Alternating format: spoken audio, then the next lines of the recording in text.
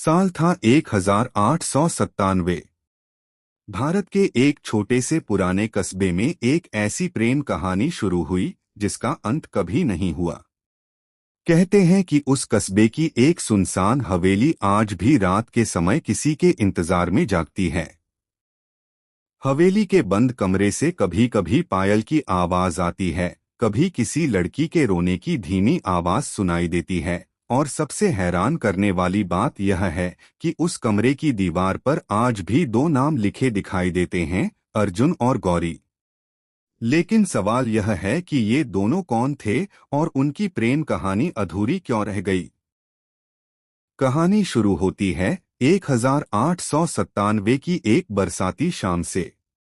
आसमान में काले बादल छाए हुए थे, रास्ते सुनसान थे और पूरे कस्बे में तेज हवा चल रही थी।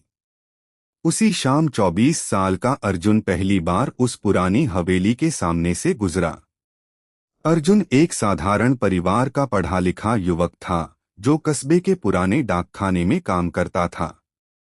उस दिन उसे एक चिट्ठी पहुंचाने के लिए हवेली के पास जाना पड़ा था। जैसे ही वह हवेली के सामने पहुंचा, उसे ऊपर की खिड़की में सफेद कपड़े पहने एक लड़की दिखाई दी।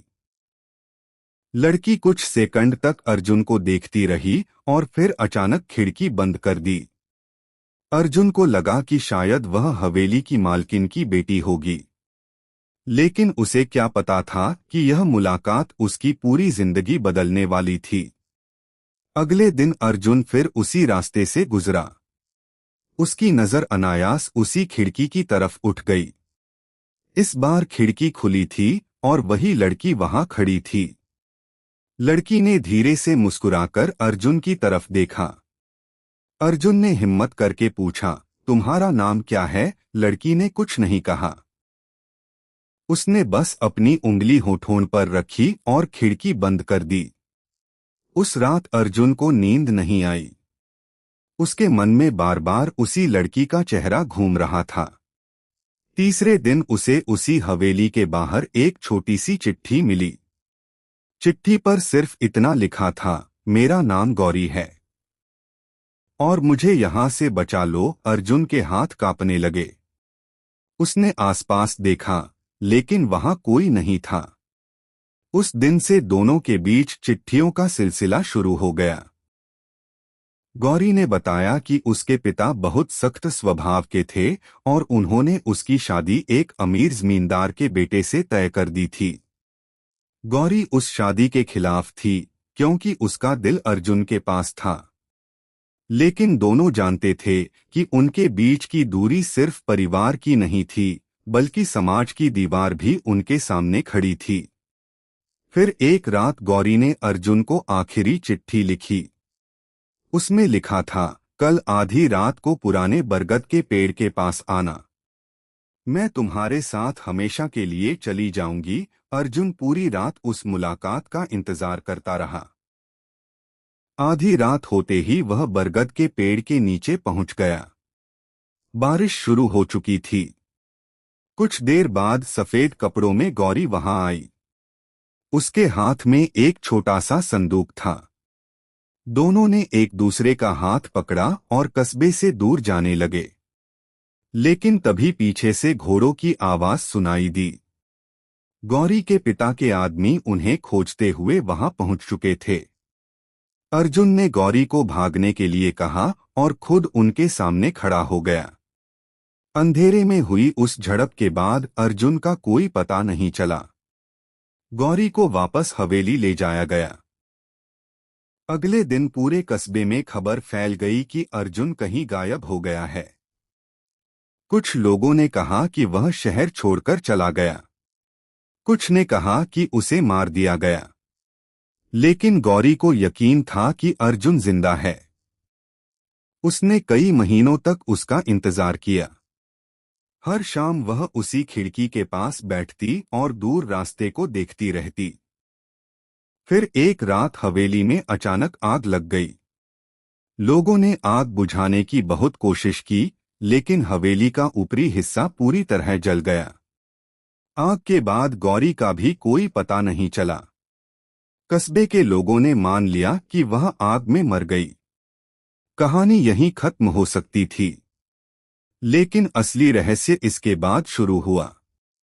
कहा जाता है कि आग लगने के कई साल बाद भी उस हवेली की जली हुई खिड़की से रात के समय सफेद कपड़ों में एक लड़की दिखाई देती थी। लोग कहते थे कि वह सड़क पर किसी का इंतजार करती थी। एक बूढ़े डाकिये ने दावा किया कि उसने एक रात हवेली के दरवाजे पर अर्जुन को खड़ा देखा था। उसके हाथ में वही पुराना संदूक था जो गौरी अपने साथ लेकर भागी थी। लेकिन जब वह डाकिया उसके पास पहुंचा, वहां कोई नहीं था। सिर्फ जमीन पर एक पुरानी चिट्ठी पड़ी थी। उस चिट्ठी में लिखा था, मैं लौट आया हूं, लेकिन गौरी अब भी मेरा इंतजार कर रही है। साल गुजरते गए, हवेली वीरान हो गई। लोग उस रास्ते से रात में गुजरना बंद करने लगे। फिर 1920 के आसपास एक मजदूर ने हवेली की दीवार तोड़ते समय दीवार के अंदर एक छोटा सा लकड़ी का डिब्बा पाया। डिब्बे में दर्जनों चिट्ठियां थीं। हर चिट्ठी पर एक ही नाम लिखा था, गौरी। आखिरी चिट्ठी सबसे अजीब थी।